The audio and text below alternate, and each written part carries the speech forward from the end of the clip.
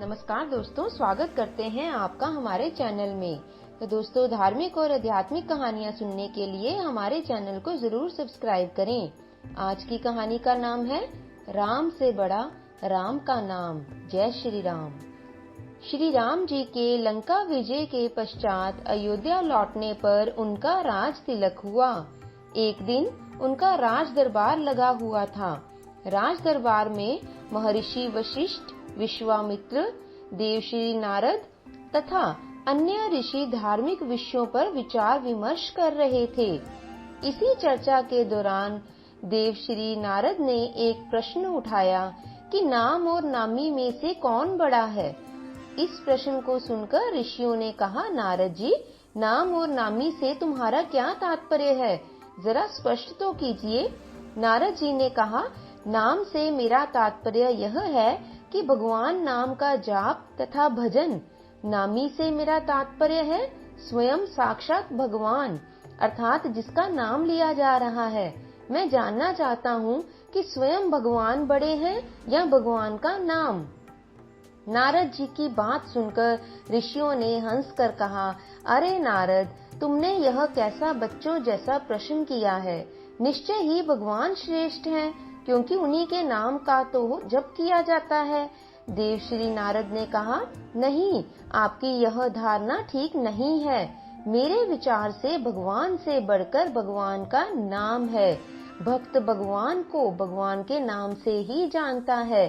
भक्त को भगवान के नाम के जप से ही शक्ति मिलती है। भगवान भी नाम के जप भजन के बिना कहाँ कृपा करते हैं। पर राज दरबार में यह बात सबने आसानी से स्वीकार नहीं की। तब नारद जी ने कहा कि मैं अपने विचार की प्रतिष्ठा के लिए इसे उचित समय पर प्रमाणित करके ही रहूंगा। इसके कुछ देर बाद राज दरबार स्थगित हो गया। हनुमान जी उस दिन दरबार में उपस्थित ही नहीं थे, इसलिए हनुमान जी को इस विवाद के बारे में कुछ पता ही नहीं था। दूसरे दिन राज दरबार लगने से पहले नारद जी ने हनुमान को बुलाया और कहा, हनुमान, राज दरबार में जाने पर तुम श्री राम तथा उपस्थित ऋषियों को विनय पूर्वक प्रणाम करना, पर विश्वामित्र को प्रणाम मत करना।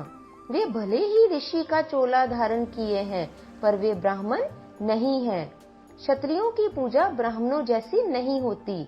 हनुमान ने सोचा, नारद देवताओं के ऋषि हैं, इसलिए ठीक ही कह रहे होंगे, उनकी बात अवश्य माननी चाहिए। उन्होंने कहा, ठीक है देवश्री नारद, मैं ऐसा ही करूँगा। दरबार में भगवान श्री राम सिंहासन पर बैठे थे। मंत्री तथा ऋषि आदि भी अपने अपने आसन पर विराजमान थे। थोड़ी ही देर में हनुमान जी आए। भगवान श्री राम के चरणों में प्रणाम करने के बाद उन्होंने सभी ऋषियों के भी चरण स्पर्श किए और सभा में बैठ गए। उन्हीं के बीच बैठे ऋषि विश्वामित्र को ना तो उन्होंने प्रणाम किया और ना किसी प्रकार का आदर भाव दिखाया। हनुमान के इस व्यवहार से विश्वामित्र ने अपने आप को बड़ा ही अपमानित महसूस किया। वे राजा तथा ऋषियों के बीच इस प्रकार अपनी उपेक्षा और अपमान को सहन न कर सके और तत्काल ही वो वहां पर क्रोध में उठकर खड़े हो गए और श्री राम से बोले, श्री राम, तुमने अपने इस मुंह लगे सेवक की धृष्टता देखी। बड़े दरबार में इसने किस प्रकार मेरी उपेक्षा की तथा उद्धित भाव से मेरा अपमान किया है।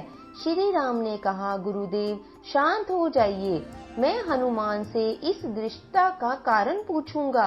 विश्वामित्र का क्रोध शांत नहीं हुआ। उन्होंने कहा, यह तो आपने प्रत्यक्ष देखा है, इसलिए पूछने की क्या आवश्यकता है। अस्त्र शस्त्र के क्षेत्र में मैं तुम्हारा गुरु रहा हूँ, यह गुरु आज्ञा है, इसे दंड दीजिए। नारद ने भी विश्वामित्र की हाँ में हाँ मिला दी तथा कहा, भगवान विश्वामित्र ठीक कहते हैं, हनुमान ने इनका अपमान किया है। आपके इस उद्दंड सेवक हनुमान को दंड तो अवश्य मिलना चाहिए। नारद की बात सुनकर हनुमान असमंजस में पड़ गए। हनुमान बड़े दरबार में अपनी स्थिति देखकर कुछ बोल तो ना सके, पर सोचने लग गए कि जिस नारद के कहने से मैंने ऐसा किया, वही नारद अब मेरा बचाव ना करके मुझे दंड देने की बात में सहमति जता रहे हैं। नारद का यह चरित्र समझ में नहीं आ रहा था। हनुमान जी असमंजस में पड़े हुए थे। इधर की बात उधर लगाना और दो लोगों के बीच में भ्रम पैदा करके उन्हें लड़ाने में नारद जी को कौन सा आनंद आता है। भले काम को बिगाड़ने वाले यह कैसे ऋषि हैं। भगवान श्री राम किसी प्रकार की दंड की घोषणा करते इससे पहले ही नारद ने कहा, भगवान इस संबंध में शांत भाव से विचार करने के बाद ही कल दंड दीजिएगा। अभी उत्तेजित अवस्था में इस समय हनुमान को दंड देना उचित नहीं है। सबने इस सुझाव को स्वीकार किया और सभा स्थगित हो गई। रात को हनुमान नारद के आश्रम में आए और कहा, देवश्री आप यह कौन सा खेल खेल रहे हैं। मेरा वध करवाकर आपको क्या मिलेगा। मैंने तो जो कुछ भी किया वह आपकी आज्ञा से ही किया था। नारद ने हंसकर कहा, हनुमान निराश मत हो, चिंता मत करो। मेरे कहने से तुमने जो किया है उसके लिए दिए जाने वाले दंड से तुम्हारा कुछ भी नहीं बिगड़ेगा। तुम्हें दंड तो मिलेगा पर उससे तुम्हारा बाल भी बांका नहीं होगा। मैं जैसा कहता हूँ बस वैसा ही कल करना। तुम कल प्रातः काल सरयू नदी के तट पर ओम राम रामाय नमः इस मंत्र का जाप करते रहना। तुमसे कोई कुछ भी कहे तुम कुछ मत सुनना, बस यह मंत्र प्रेम भाव से जपते रहना। सुबह होने पर हनुमान जी स्नान करने के बाद सरयू तट पर मंत्र जाप करने लगे। राज दरबार लग जाने पर जब हनुमान दरबार में उपस्थित नहीं हुए तो श्री राम ने पूछा, हनुमान कहाँ है, अभी तक नहीं आए। विश्वामित्र ने कहा कि आप आज उसे दंड देने वाले थे, शायद इसीलिए डरकर नहीं आया।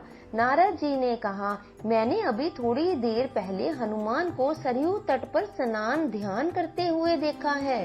भगवान राम ने कहा कि यह हनुमान की एक और उद्दंडता है। हम स्वयं तट पर जाकर हनुमान को वहीं पर ही दंडित करेंगे। श्री राम विश्वामित्र अन्य ऋषियों तथा मंत्रियों के साथ सरयू तट पर हनुमान को दंड देने के लिए पधारे। श्री राम अपने भक्त को बार बार करुणा भरी दृष्टि से देखते तथा सोचते कि अपने ऐसे परम भक्त पर कैसे बाण चलाएं। जय श्री राम। उधर गुरु विश्वामित्र के कोप का डर भी उन्हें सता रहा था। अपने गुरु की मर्यादा की रक्षा के लिए उन्होंने हनुमान को दंड देने का निश्चय किया। श्री राम ने धनुष पर बाण चढ़ाए और हनुमान को लक्ष्य बनाकर बाण छोड़ दिए, परंतु यह क्या, बाण तो हनुमान जी के शरीर से कुछ दूरी पहले ही रुक गए। राम एक के बाद एक बाण चलाते रहे पर एक भी बाण हनुमान के शरीर को छुआ तक नहीं। उधर हनुमान राम जी के बाणों के प्रहार से निश्चिंत होकर नारद जी द्वारा बताए गए मंत्र का जप करते रहे। वह मंत्र ही जैसे हनुमान जी का कवच बन गया था। यह देखकर श्री राम जी को बड़ा ही आश्चर्य हुआ कि हनुमान में यह कैसी शक्ति आ गई है। उनके दंड का प्रयास व्यर्थ हो रहा था। विश्वामित्र को लग रहा था कि राम अपने भक्त को बचाने के लिए जानबूझकर इस तरह बाण चला रहे हैं कि उनको चोट ना पहुँचे।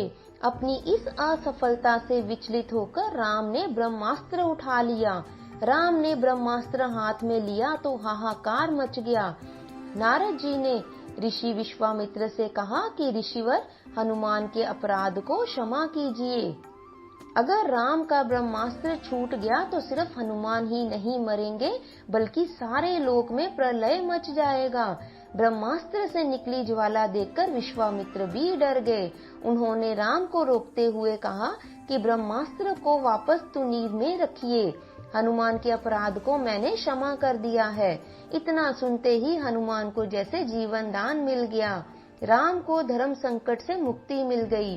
सब लोग प्रसन्न हो गए। हनुमान ने आकर विश्वामित्र से क्षमा मांगी और नारद जी की ओर देखा। नारद जी ने हंसकर कहा, प्रभु इसका कारण मैं ही हूँ। मैंने ही हनुमान जी को मंत्र जप के लिए बोला था। मैंने ये प्रमाणित कर दिया है कि प्रभु अपने नाम जप की शक्ति के आगे शक्तिहीन हो जाते हैं। मैंने कहा था कि भगवान से बढ़कर भगवान का नाम जपना श्रेष्ठ है।